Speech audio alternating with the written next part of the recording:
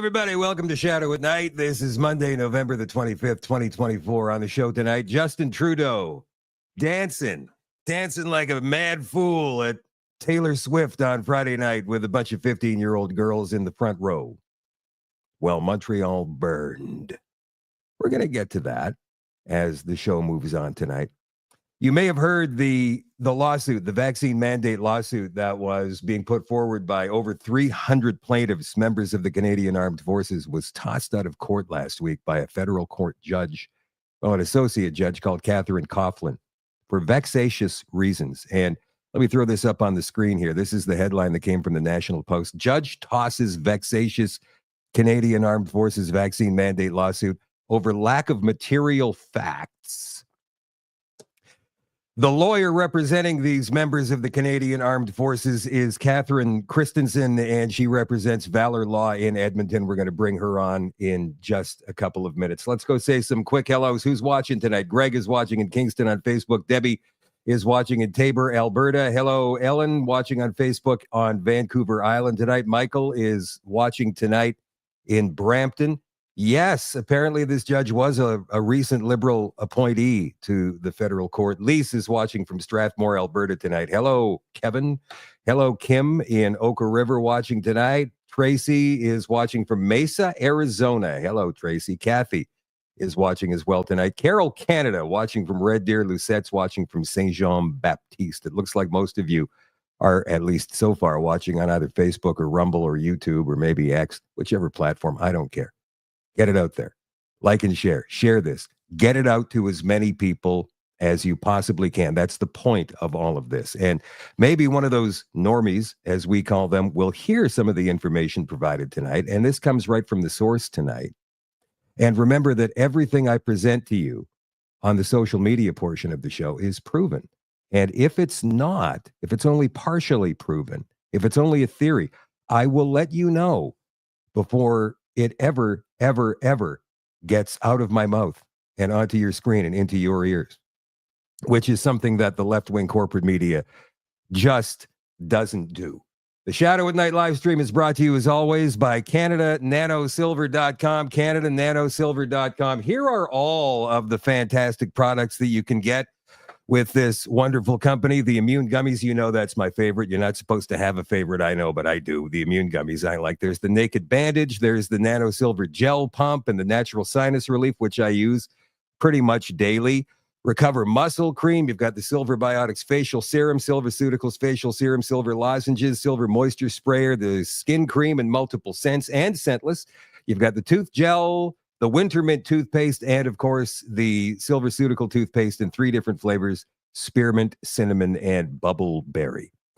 All of these fine products are available at CanadaNanoSilver.com. Again, that is CanadaNanoSilver.com. If you're looking for a retail location, yes, there are over 30 all across the country to choose from. Maybe there's one right across the street from you. You don't know until you look. Check it out on the retail locations tab at CanadaNanoSilver.com. And if you would like to become a retailer of these awesome products, then get a hold of Kevin and Anna through the contact tab at CanadaNanoSilver.com. Again, that is CanadaNanoSilver.com. All right, let's bring Catherine on the show. Hello, Catherine. Thank you for coming on tonight. Hi, Shadow. Thanks for having me.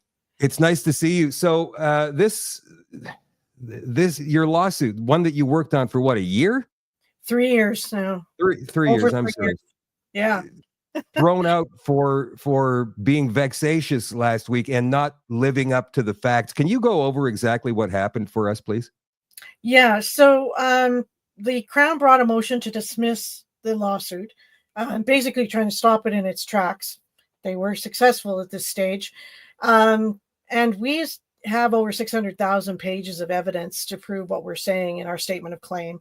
But of course, the motion to strike is not the time that you bring all of your evidence in.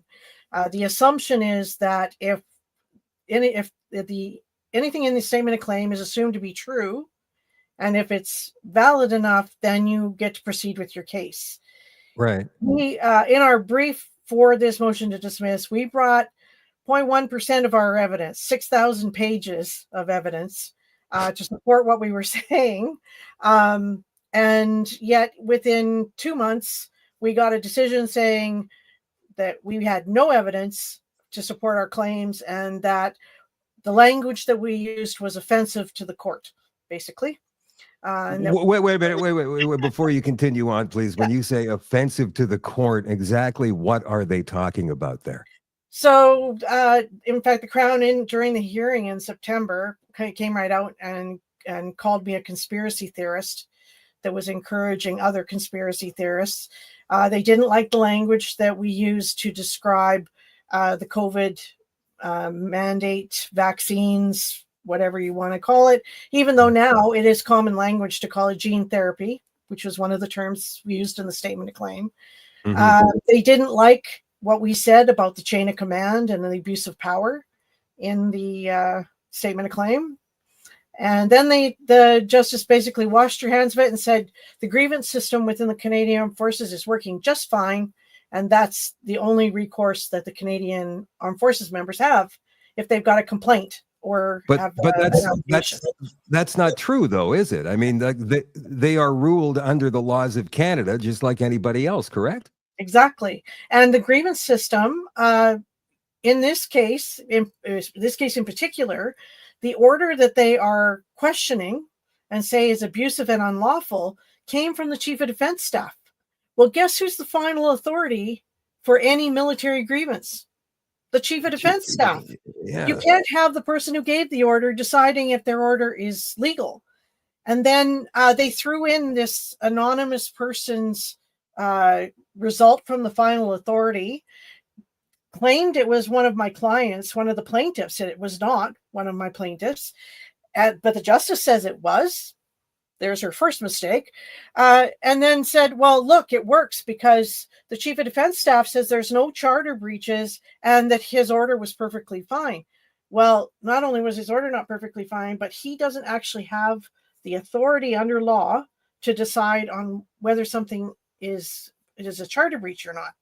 So way outside his playground there, from a law point of view. And it seems like the judge is way out of her playground also. I mean, like she's making stuff up. She's doing things out of order, as you describe, which sets a new precedent, doesn't it? Well, it does, except it's almost identical to the same decision she made in March 2024 against the postal workers, who also, because they're unionized, they have a grievance system. But it's a very different grievance system than the one that the members of the Canadian Armed Forces follow, because you've got chain of command, you've got all kinds of extra rules and extra sets of laws for the military.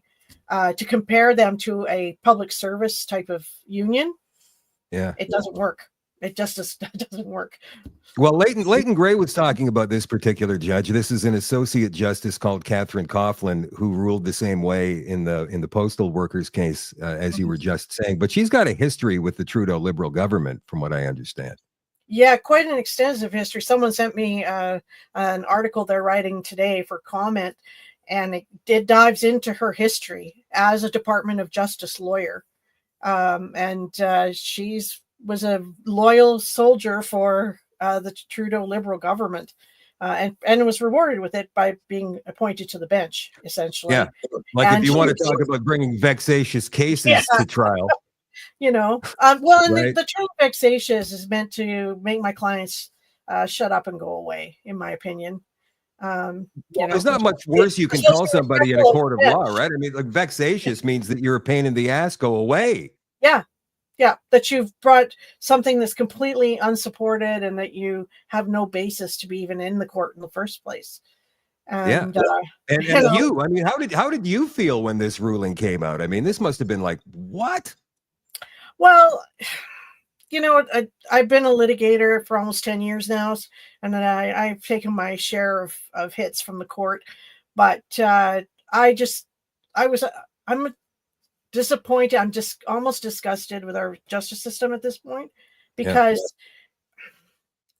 how do I say to a client that comes to me that's had something wrong done to them and they want to go into our court system, and I have to say to them, I'm willing to do it, but I can't guarantee we're even going to get anything close to what would make you feel like you were heard and had justice, because this is what we get. And it seems like anything you mention COVID in any legal matter at all in front of our courts, and they immediately shut it down.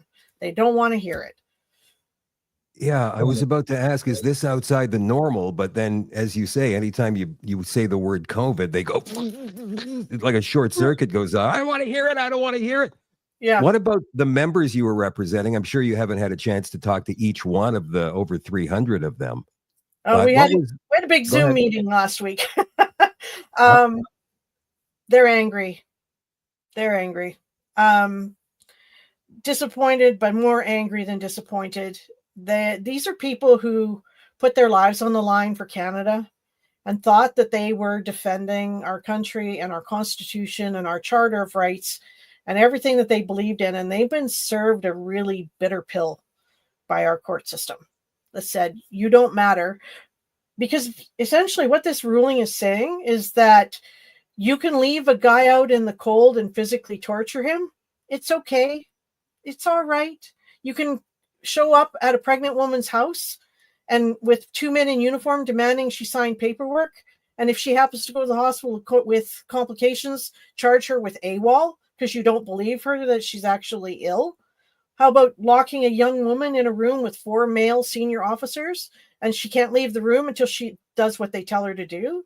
I mean, this is the message from our court, that our military is allowed to do this. Wasn't Bill Blair talking about sexual abuses in the Canadian forces just last week? Mm-hmm. Yes. I mean, that sounds like a sexual abuse case to me. Yeah, I got a client who was raped in basic training. And what happened to her with the whole mandate and how she was treated by her chain of command, she said it was like being raped all over again. In her mind, she said that it just reignited that whole trauma for her. She was exactly the same thing happened as far as she was concerned. So, and our courts have now said it's okay. You can just complain, file a grievance. But here's the catch. You can't file a grievance unless you're already serving in the Canadian Armed Forces and you haven't been released. Well, some of my people were released in 2 weeks, a month. They didn't even have time to find their feet, let alone file paperwork they'd never, ever filed before in their life. And so it was absolutely ridiculous. One of my clients, a senior officer on top of it, said he was going to be released on the 31st of March. So 28th of March, he goes to hand in his grievances. And they said, oh no, we released you on December 15th. You can't file these grievances now. You're no longer a member of the forces. The court says that's okay. The grievance system is working just fine. Forgive my sarcasm, Shadow. How did this member not know he or she was released? I mean, did they not provide notice of this? Like, well, we sent you an email. Nothing? No, he didn't know until he went to hand in that paperwork. And he's a senior officer. He was about to be promoted to command that unit if they hadn't kicked him out. So that's outrageous. This is the guy who would know his P's and Q's. You would think so. How you release members and do administrative measures. They wonder about the state of our armed forces with this kind of nonsense going on. So this big Zoom meeting last week, I mean, these people are all on the hook for $5,000 in court costs. Are they willing to accept that? I mean, you said they were angry. What's the next step here? Yeah, so it works out to about $16 a person. So it's not a huge amount of money, but that has to be paid before we can do something like bring an appeal. And we have been thoroughly going over, my team and myself have been thoroughly going over that judgment. We believe we have found errors in law and we have found errors in fact, a lot of errors in fact.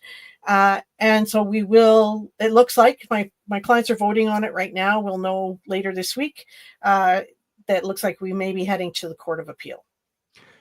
So if you do go to the Court of Appeal, this is going to cost a lot more money, obviously, and a lot more time, but you've already got your case built. So there's not really much else to do, is there?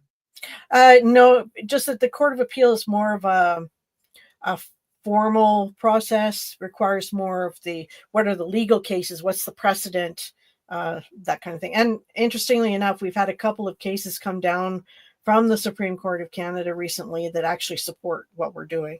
So I Good. tend to pull those out. One came out in July, and another one came out just a couple of weeks ago. So I'm pulling out the Top Gun cases that I can find. You said the judge made some mistakes so far in what you've been going through. Mm-hmm. Would that help you? Yes, because an appeal's not an automatic thing. A lot of people assume that if you don't like a decision, you can appeal it. That's not how it works at all. You have to convince the Court of Appeal that there's been an error in law by the justice, there's been an error in fact by the justice, or a combination of the two. And then they decide if they will hear the case based on what you've said. So happened. is this a situation where you have to go in there and sit in front of like 6 judges and argue your case? Three. Yeah, and it's like the most intense oral law exam a lawyer can go through.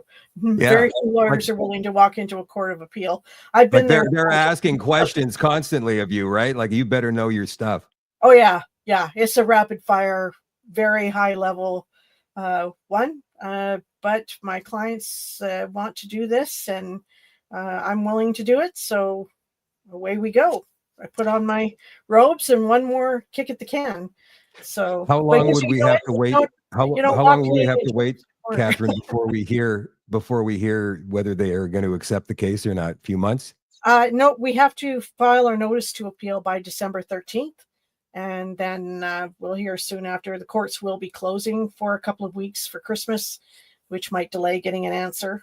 But definitely by January, we will have heard if they will move it forward. And then we go to work doing our appeal books. So. Oh, wow. Thank you, Catherine, for coming on tonight, taking the time to update us on this situation. We're all behind you guys. Shadow. Great people. They deserve to have their day in court. Absolutely. Yeah, we're all behind you too. So thank you for doing this tonight, and hopefully we can get you back on and you can update us on the progress as we move forward. Absolutely. Anytime. All right. Thank you, Catherine. Take care. All right, you too. There is Catherine Christensen of Valor Law. She is the one representing over 300 Canadian Armed Forces members or former members in that lawsuit, which was so handily thrown out by that judge again. Catherine Coughlin, Associate Justice of the Federal Court of Canada. I wish Catherine luck. Hopefully the Federal Appeals Court will choose to hear the case and we can move forward based upon the fact the original judge made some mistakes and was quite hasty with her decision, not to mention the fact that aside from the mistakes she made in law, she went out of order with the way this kind of a case is supposed to be presented, as Catherine pointed out. So fingers are crossed, I suppose. All right, guys. Friday night in Montreal, about 6 o'clock, a Palestinian protest began. About a half hour after that, they started throwing what appeared to be Molotov cocktails, gas bombs, essentially, turning over cars, smashing windows. And the police, I'm not sure how many of them there were there because there's different videos, different angles. I'm not sure how many police either, but it looked like the police were doing nothing. We have some video, and here you go.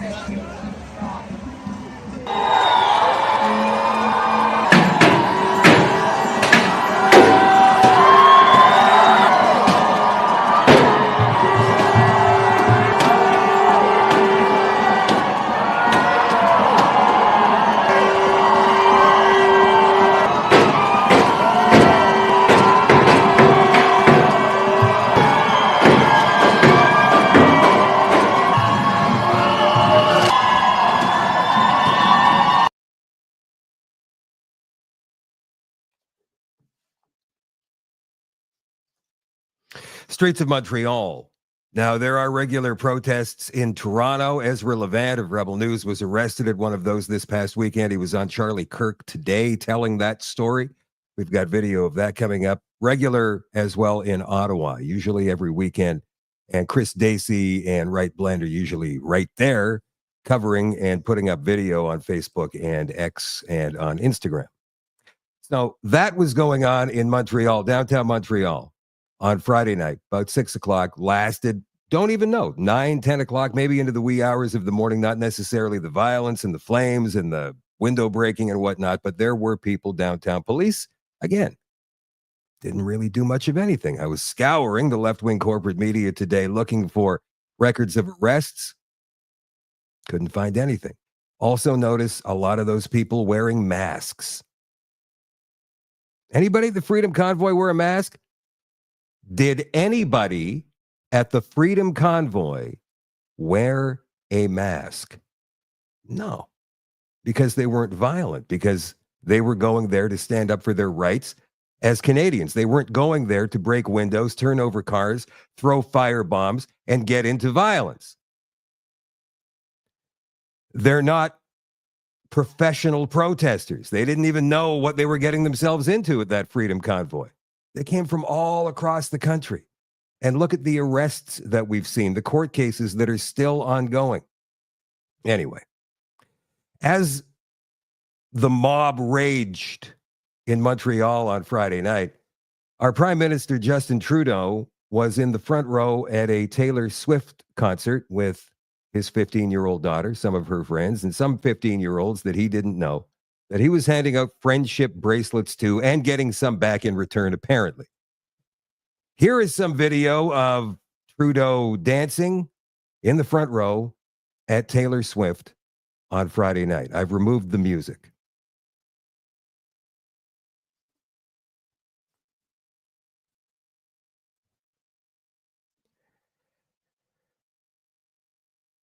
Yeah. So, look, I could sit here and I could criticize, like all the conservatives have been doing, and that's political. Obviously, they're trying to make hay with this. At the same time as Montreal was burning, there was Justin Trudeau dancing with teenage girls at a Taylor Swift concert. All right, that doesn't look good. The optics are bad. And Trudeau should have known that as well. But the fact that he didn't is what I find alarming. The fact that he just couldn't put that together. Oh, Montreal's burning and I'm standing here dancing with 15-year-old girls at a Taylor. And not just, people have been saying today, hey, it's fine for a 53-year-old father with a 15-year-old daughter to go and rock out at a Taylor Swift. That's fine. Some dads do that. That's great. But the enthusiasm that Trudeau showed in his dancing, and he just looked creepy. He looked really, really creepy. And because of his history with teenage girls, remember his years as a teacher in Vancouver, West Point Gray High School, and his abrupt dismissal from that school. And Poilievre once made reference to it in question period in the House of Commons. I think that was about a year and a half ago now. The reaction of all the MPs in the House, ooh, big eyes wide. It was great. It just seems double creepy for that. But he didn't know. Trudeau, I'm not saying he should have left. Yeah, I guess I am saying he should have left. He should have left when he heard about it. His wife or ex-wife, Sophie, was there. The kids were fine. They were safe. I mean, they're in the front row in a protected area. So it wasn't like any predators were going to get to them, plus security all over the place. But when did he know? That question wasn't answered in the House of Commons today. Melissa Lantsman was asking over and over and over again, and none of the Liberal MPs could answer it, and Trudeau wasn't there today. But did he find out at 6 o'clock and go to the concert anyway? Did he not understand how that would look? I mean, the second largest city in the entire country is literally being burned to the ground. I'm not saying he should have been on site in Montreal trying to stop them, but going into that concert, just bad optics, and he didn't get it. But don't worry about it. He says he paid for the tickets himself. What do Taylor Swift front row tickets cost on this Eras tour? Well, according to this page here, which is comingsoon.net, they range in price from $746 to as high as $20,000, depending on the location and the venues. $20,000. So that would be Trudeau, his ex-wife, and the daughter. So let's just say that he didn't pay $20,000. He says he paid for them out of his own pocket. That's what he says, or his office says. So let's just assume that $7,500 times 3, what is that? $22,500. So $22,500 for those 3 Trudeaus to go to a Taylor Swift concert, while there's people lining up at food banks waiting for a bag of rice-a-roni, a juice box, and an apple or an orange, because they cannot feed themselves, when maybe a year ago they could. How does that look? And what about the extreme left wing that are always raging and ranting about white privilege? Don't you think that if Justin Trudeau was trying to appeal to that section of his party, that he wouldn't do something stupid like this, because white privilege all over it, right? But they said nothing. I was looking all over social media for the last 3 days trying to find anything. Oh, Justin Trudeau, you traitorous, you white privileged ass. Nothing like that. They didn't say anything. Why? Because he's still somehow, some way, their poster boy, one of their royalty members, and heaven forbid they should ever say anything, even if it crosses everything they believe in, about Justin Trudeau. Interesting, isn't it? That's why they're all an incredible bunch of hypocrites. Now, here's the latest polling. This one comes from Main Street Research, so this is not a left-wing polling firm. This is one of those straight down the middle polling firms, and they held this poll between the weekend before last and last weekend. So the last 3 days of this poll, Trudeau had already made his announcement that the GST was going to be taken off some household items and booze and junk food by December the 14th. So factoring that in, this is what the poll came up with. If the federal election were held today, how would you vote? This includes the undecideds. So let's have a look down here. Trudeau gets 14%. Remember ECOS? I was telling you last week about ECOS, and they were showing Trudeau up around 27 or 28%, and Nanos always shows him around 25%. Main Street shows the Trudeau Liberals at 14%. That's as high as the undecideds and the NDP at 14%.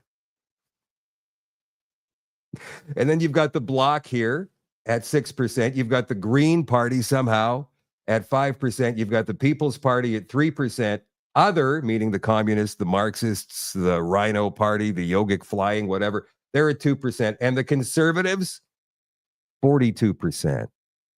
My friends, that could create a supermajority of 230 seats or more for the Poilievre Conservatives, leaving the Liberals and the NDP quite possibly both under 20, and the Bloc becoming the new official opposition at somewhere around 50 seats. That's the latest polling from Main Street Research. And the hits just keep on coming for the Trudeau Liberals. According to TNC.news, there's a record number of asylum seekers that will cost us Canadians, over $16 billion a year.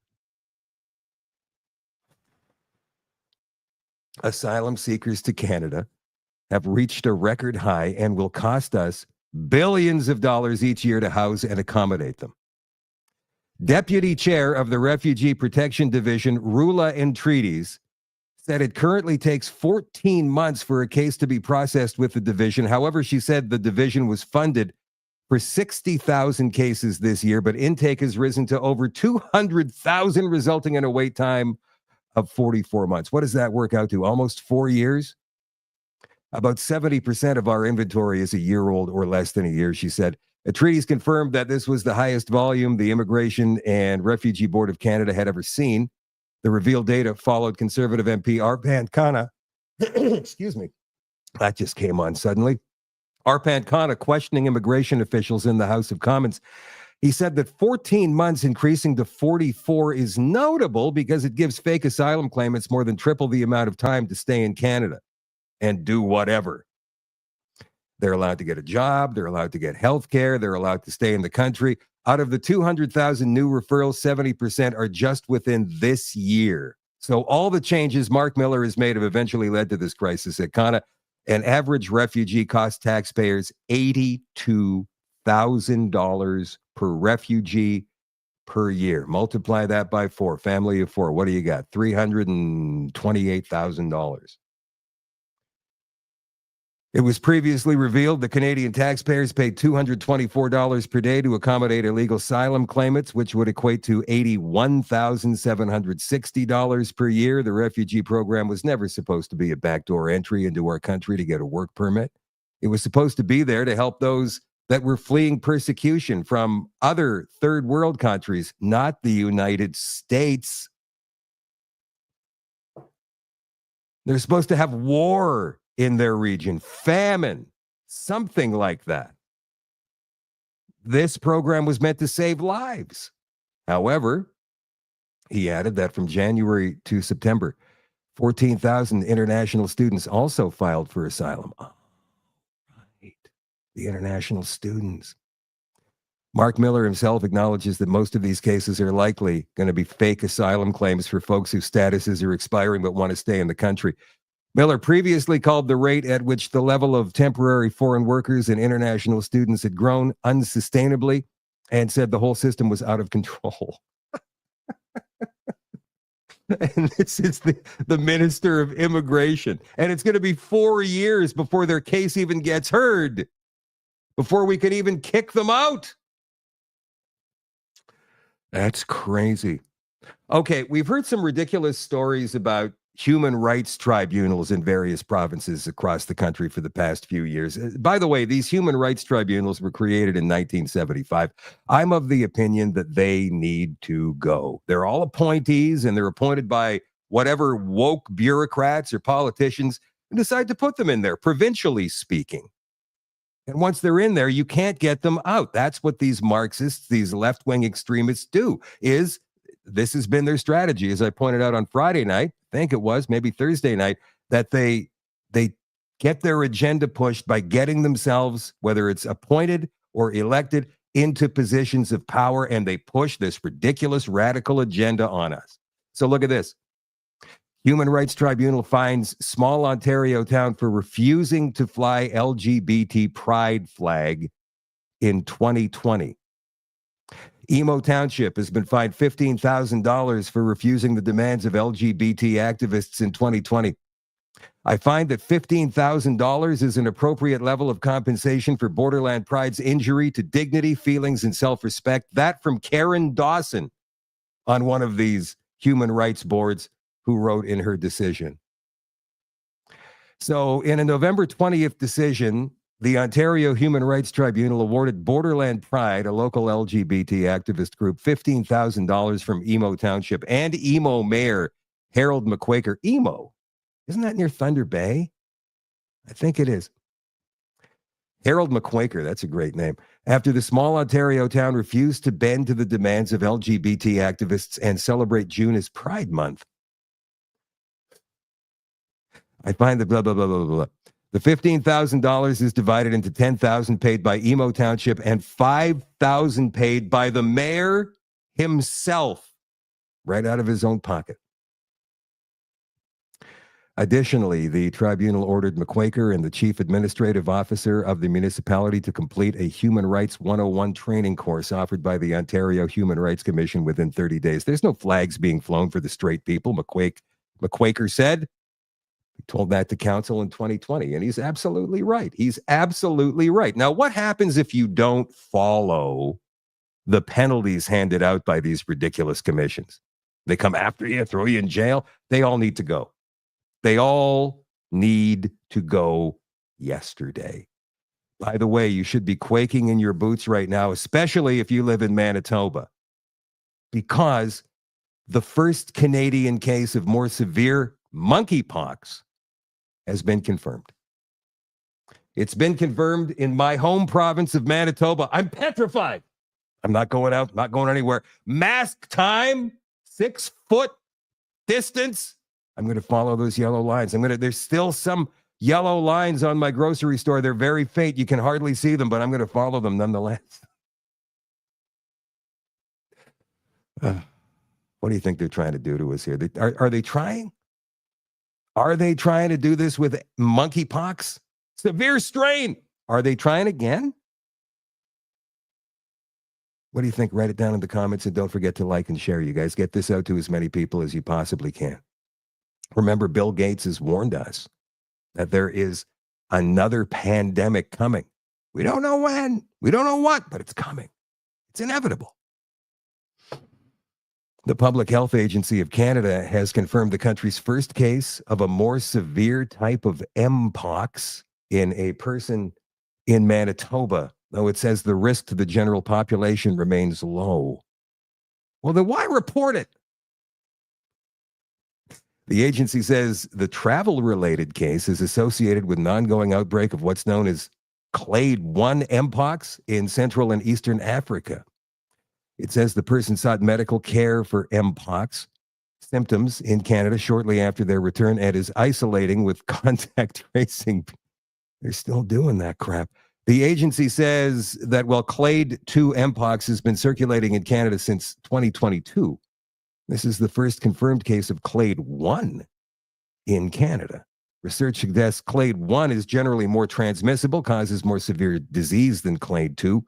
Mpox is a viral infection that's you know what? I'm not even going to bother with this. And I hope that as you're sitting watching this right now, you're laughing.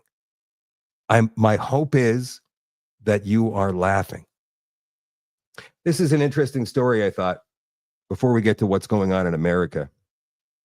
It doesn't feel like home from Global News is it Kingstown, Ontario? We're going to get to that. Ontario family selling house over new Christmas lights bylaw. Yeah. Oh, Kingsville. I'm sorry. A family in Kingsville, Ontario has decided to pull up stakes and move after the city council passed a bylaw there that would restrict the family's Christmas light show. Colton Williams began putting together his Christmas light show a decade ago at the behest of his grandma, who was inspired by light shows she had seen on TV. I'm like, yeah, sure, we can try, he explained, recounting the story. So we bought a controller. We had some lights on her house flashing, going to the sounds for a couple of years. Williams said that over a dozen cars would stop by each night to see grandma's display. She passed away a few years later after a battle with cancer, and the show moved to the Williams family home on Marshwoods Boulevard in Kingsville, which, by the way, is a community of about 20,000 people or so. After a decade, this display morphed, grew with over 60,000 lights that takes 500 man-hours to put together. That's just physically outside, like putting up controllers, running cables, all that kind of stuff. Never mind all the behind-the-scenes work. A 3-minute song takes me about 30, 40 hours of programming, which is all done, way earlier in the summer in the off months, he said.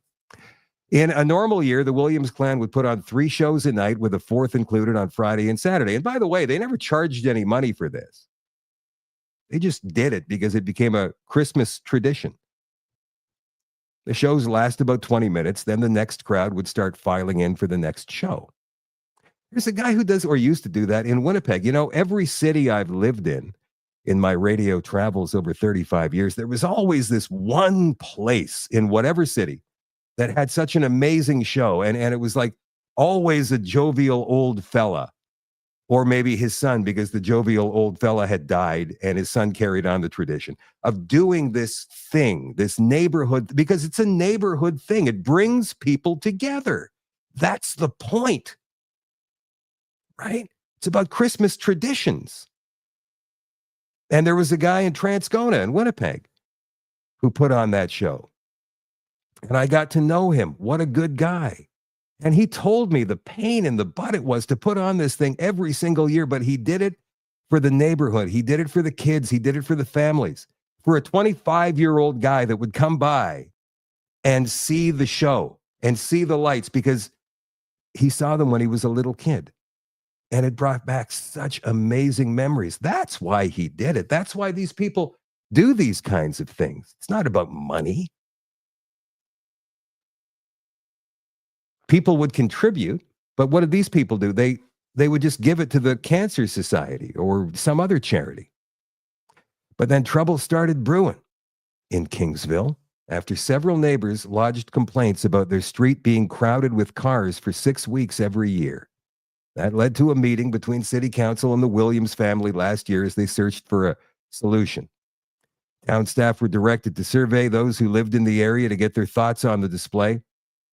Basically, the families who lived in the area after all these years decided, we don't want this anymore, and they shut it down. I don't buy that story, not one bit.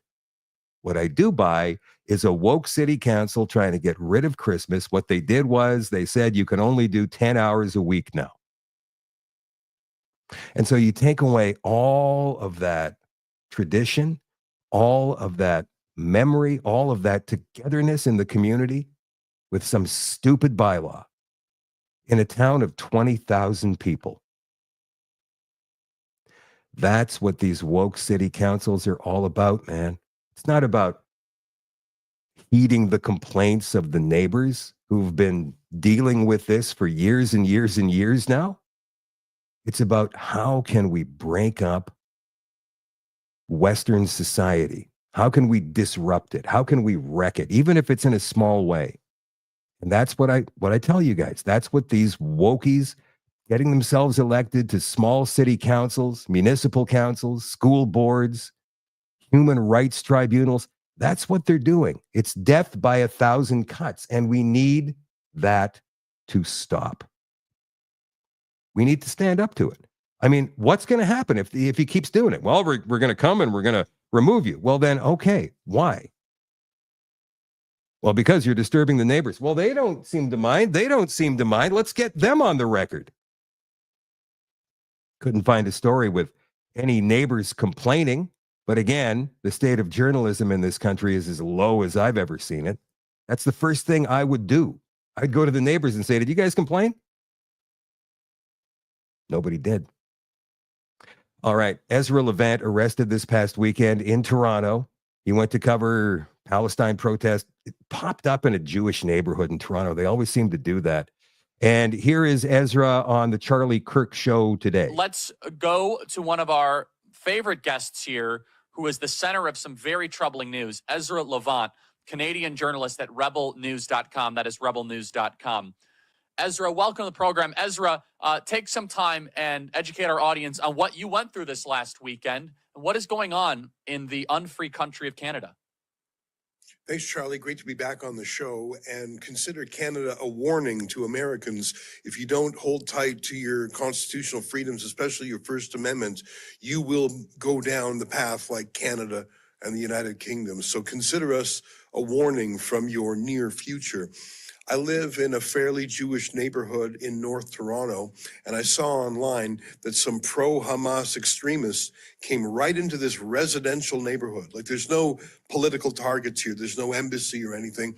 They just came to an area with apartment buildings where Jews live. And they recreated the final moments of Yahya Sinwar. That's the now deceased leader of the Hamas terrorist group. So they set up this whole ornate display. It was really gross. And I thought, wow, that's crazy. It would be like someone setting up a Hitler display or, frankly, burning the KKK burning a cross outside a black church. So I went down there because I'm a journalist. I run Rebel News, and I went in pretty low key. I just wanted to take a photograph of this insane sort of display. And the police came up to me and said, "You're not allowed to do that." I said, "Well, I live here. I'm a citizen. I'm a neighbor. I'm on the public sidewalk. I'm not even talking to these Hamas folks. I'm just taking a photo." And the police sort of strong-armed me away. Now, that bothered me, but I wasn't going to do anything about it. But another cop came up and said, "Your mere presence here, just by being here, is illegal because it's, quote, causing a disturbance and inciting the crowd." And you can see there's some activists behind the cops there waving Palestinian flags. They weren't criticizing me as a journalist. They were criticizing me as a Jew. They were talking about the Intifada, and they were talking about genocide and stuff. And I'm a free speech absolutist, by the way. I mean, I find that sort of gross. But the cops were basically saying, you cannot stand on the street because these Jew haters will be triggered. And I said, well, I'm sorry, they don't have a veto over my civil rights. Well, these cops took the path of least resistance. They knew it was easier to arrest me because I wouldn't riot. So they arrested me, handcuffed me, took me to jail. And they were acting as the concierge for these pro-Hamas extremists right in the middle of a Jewish neighborhood. And what gets me is, since when do they run errands for the terrorists? If they're law enforcement officers, enforce the law. Let me stand on a sidewalk. And if these thugs really are going to hurt me, don't arrest me. Protect me or arrest them. And by the way, a lot of them are foreign nationals who have no legal right to even be in Canada. So that's what happened to me yesterday. I finally did get out of jail. And by the way, the police at the jail were quite nice to me. I think they realized this was BS. But this has happened 5 times in 2024 to one of our other journalists. So this is now a half a dozen times journalists have been arrested simply for doing journalism in Canada. Beware, Americans. We are a warning about your future. All right. So there's a website, Save Ezra, blah, blah, blah. You know how Rebel News does it. I think it's great that this story is now starting to circulate amongst other countries.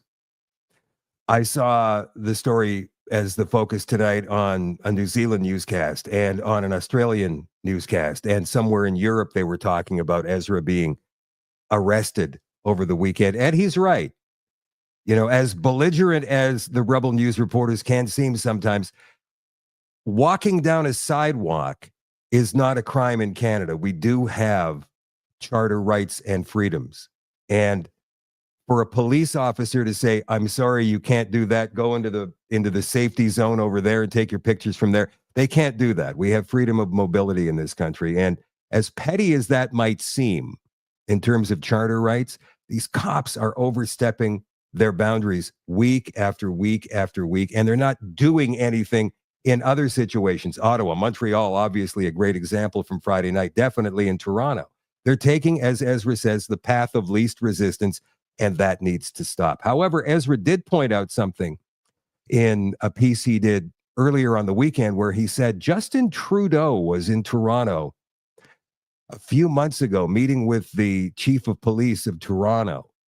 They don't know exactly what that meeting was about, even though they filed a Freedom of Information request. They've received nothing since then. That's about 6 or 7 months ago. But why would Justin Trudeau visit the chief of police in Toronto? Maybe because he was telling him how he would like to see this situation handled or not handled. And that's why police are giving these Palestinian protesters a free pass. That's why police will not arrest anybody wearing a mask in a riot situation, which in Canada is illegal, by the way, like in Montreal on Friday night. Firebombing, breaking windows, turning over cars, no arrests. And yet the Freedom Convoy, you know what happened there. Interesting, isn't it? All right, a couple of other stories we have for you here tonight. Biden regime discussed giving Ukraine nuclear weapons. What? Wow, this would be like the Cuban Missile Crisis in 1962 in reverse. right? Biden says, yeah, you can go ahead and have nukes. Like the USSR wanted to put nukes in Cuba in 1962, and JFK said, no, you're not. And so they put that. There's that movie with Kevin Costner called 13 Days, I think it's called. So the U.S. put a naval blockade around the island of Cuba, preventing Russian ships from getting to Cuba to deliver the nuclear missiles. And now Biden has apparently discussed giving Ukraine nuclear weapons. Ooh, that would be a provocation of war. Joe Biden and his handlers moving quickly to ignite World War III, says the Gateway pundit, before Christmas and before Trump can be inaugurated and bring peace to the region last Sunday. Joe Biden's regime approved Ukraine's use of U.S.-made long-range missiles to strike deep inside Russia, which they have used at least once now. The Washington Post reported that Biden will allow Ukraine to use a powerful American long-range weapon for strikes inside Russia, supposedly in response to North Korea's recent aid to Russia in the form of thousands of troops. I don't like that either, by the way. I don't like the fact that Russia's bringing in North Korea and China and Iran, apparently, but they do have treaties with these countries. They do have pacts. Ukraine will be specifically allowed to use the Army tactical missile system to hit targets inside of Russia. So what do you think? You think these guys are stupid enough?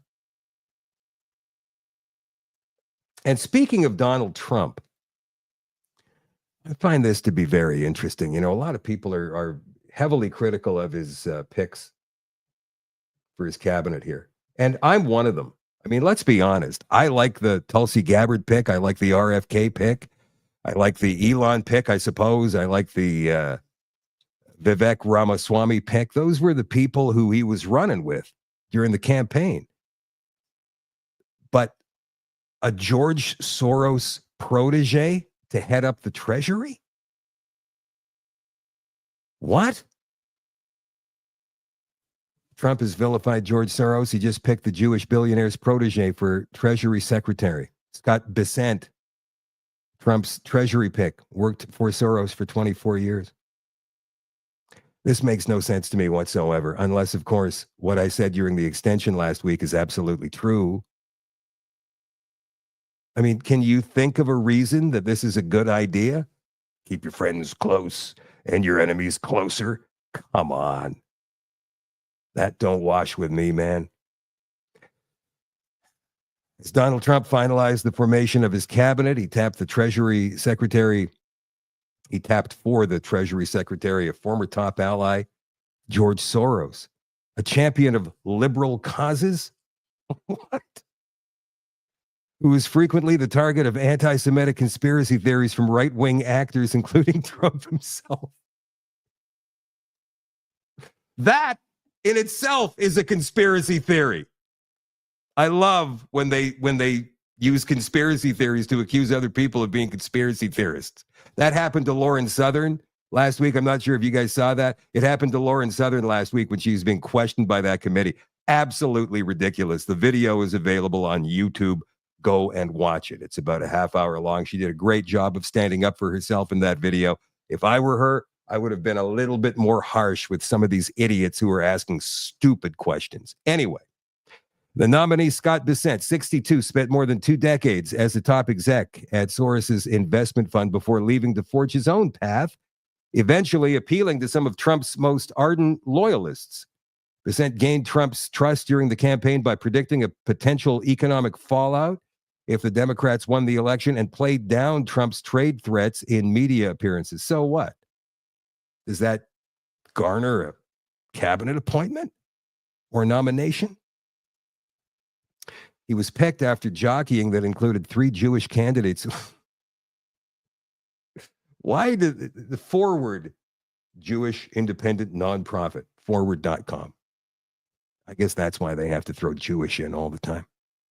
Kevin Warsh, an economic policy advisor during Bush's administration, the second Bush, former Federal Reserve Board member Mark Rowan, CEO of Apollo Global, and Howard Lutnick, CEO of Cantor Fitzgerald and co-chair of the Trump transportation team. Lutnick instead is Trump's pick to head the Department of Commerce. All right, so that's one that definitely raised my eyebrows. And this one here, you know, Susie Wiles, people are going, oh my God, she's going to be the first ever chief of staff that's a woman. That's great, isn't it? Look, Trump doesn't hate women. All right, sure, fine, whatever. But she ran PR campaigns for Gavi, the Vaccine Alliance, Gilead, Pfizer, and a long list of globalist companies. This is from naturalnews.com. There she is there. First ever woman appointed for the position, Susie Wiles, slated to become President-elect Donald Trump's chief of staff in January, though there are some things you should know about this career globalist. She's currently co-chair at Mercury Public Affairs, a lobbying firm that represents high-level clients from the tobacco, junk food, insurance, and coal industries. She also ran public relations campaigns for Gavi, the Vaccine Alliance, a project supported by Bill Gates, billionaire eugenicist Bill Gates, as well as Gilead Sciences, Pfizer, and a host of other multinational corporations, many of them drug-related.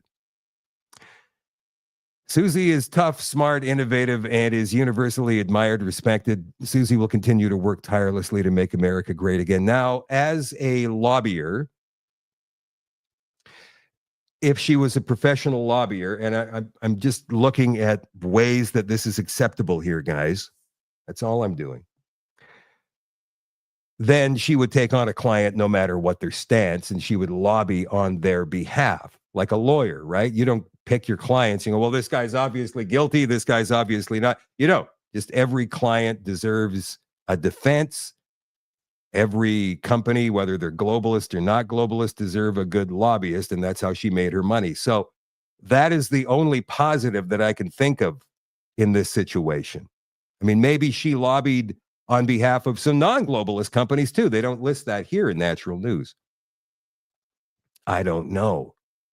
But definitely a couple of people to keep our eyeballs on, for sure. A couple more things before we hit the extension for all access members tonight on shadowdavis.com. Just 24% of Americans plan to receive the newest COVID shot, according to a poll. This is from LifeSite, as you can see. 24%. Don't you think that's kind of high? 24%. I thought it would be closer to 3%. 24. All right. As America moves further and further from the coronavirus panic of 2020, a new Pew Research survey finds waning interest in keeping up to date with COVID-19 vaccines. Released Tuesday, Pew's latest survey on the subject discovered that 60% of American adults say they'll probably not get it for this year. Just 24% say they'll probably get one. And only 15% say they already have. Results were similar among most age groups, although those 65 and older are more likely to vaccinate, as are Democrats. And don't forget, there's still a lot of businesses that require people to go out and get their shots for this. Now, businesses with employees who were with them pre-COVID can't do that with those employees. That would break the law. That would break the conditions of their employment. But once they added, you must get your shots for COVID-19, after a certain point, anybody hired after that point would have to abide by that. And that's like, what, 3 or 4 years ago now. People have asked me, and I was talking about this with a friend today, can municipalities secede from provinces in Canada? The short answer is no. Maybe, kind of. The long answer is about 25 paragraphs and maybe 7 or 8 pages. And even that's not very clear. But there are some counties in California and Illinois, both deep blue states, pushing to secede from their states to separate from liberal-run cities after Trump's win. Some rural elected officials down there are saying, we're so flippin' excited. Can they do this? What they plan on doing is trying to secede from the state that they're in and join the next one over, which is a red state, or just form their own state, be a 51st state, a 52nd state, and so on and so on. I find that interesting. And I wonder if Canadian municipalities decided to get together. Now, municipalities, as far as Canadian law is concerned, are part of the province. The province controls municipalities, essentially meaning that these municipalities don't really have any power at all. The province will supersede their authority. But let's just say that's according to whatever is written down, right? And it's very ambiguous, like I was saying earlier. But let's just say that some of these RMs along the Manitoba-Saskatchewan border, or maybe the BC-Alberta border, maybe some of these municipalities, they don't like being in BC. They don't like being in a province that's controlled by this major city that's 600 or 700 miles away from them. And so they decide that they want to become their own province or maybe join the one over.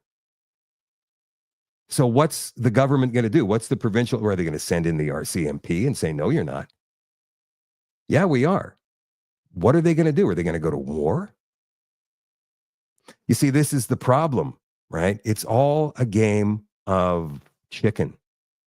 And nobody, at least yet, has stood up, looked him in the eye, and said, go ahead, try it. Go ahead, try it. See what happens. And I'm talking about outside of any court system, because that gives them instantly the home field advantage. That's it for the show tonight, you guys. We'll continue on in the extension for all access members on shadowdavis.com in just a couple of seconds. If you would care to join, that would be awesome. We'd love to see you back there at shadowdavis.com. It's spelled just like it looks right down there, SHADOEDAVIS.com. We'll see you there in just a couple of minutes. Tomorrow night, I had a fantastic conversation with this lady on Friday, or Saturday it was. Michelle Wharton. She is in Fort St. John, British Columbia. She was injured by the vaccine about 3 years ago. This is a woman with a couple of kids. She's in her mid-40s. She was one of the most active people. She was telling me before all of this happened, and now she has trouble walking from one room to another in her home. She's had to sell her business. She has paid hundreds of thousands of dollars to be diagnosed in the United States. She's had brain surgery for a cyst in her brain. And all of this has cost hundreds of thousands of dollars. And no Canadian doctors will acknowledge her injury as a vaccine injury. She's going to be on tomorrow night to tell her story. And don't forget, Randy Hillier joins the show on Thursday night. I'll catch you guys tomorrow night at 8 o'clock Central for another Shadow at Night live stream. I love you all. I appreciate you all. And I will talk to you soon. Bye for now.